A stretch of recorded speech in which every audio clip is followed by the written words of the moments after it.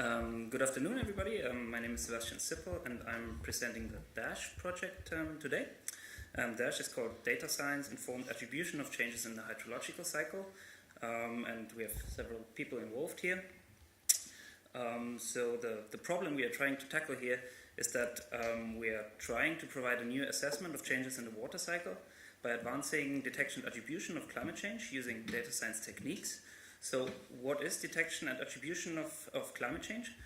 By the term detection in the climate science community is usually meant to demonstrate that there is a trend in the signal, and by attribution is meant to try to make the causal link to show which kind of long-term drivers are actually driving this climate signal.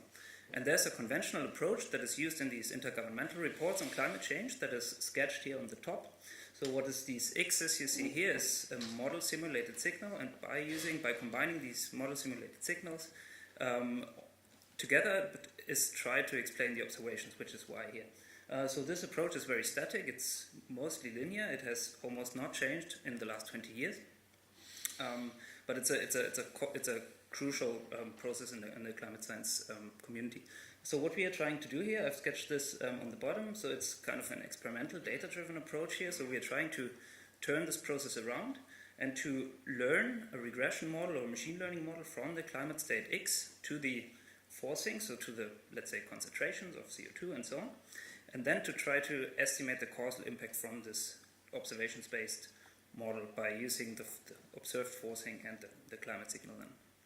So that's the, let's say, more experimental statistical bit, but also because this conventional approach is kind of so static, there are also many opportunities to incorporate data science techniques in the way detection attribution is done, and that's the second solution point here. So the idea is to advance climate science by data science, and this could be by using not only one variable, like you see temperature here in the picture, but using several variables, in particular, of course, water cycle variables, to make the signal seeing stronger. Of course, we are trying to make it open, to have code sharing and so on, and the impact, of course, that we're trying to do is to advance climate science methodologically, and also then, in the end, to guide climate model development based on the agreement or mismatch of models and observations, which is, in the end, what we're trying to do here. Thanks.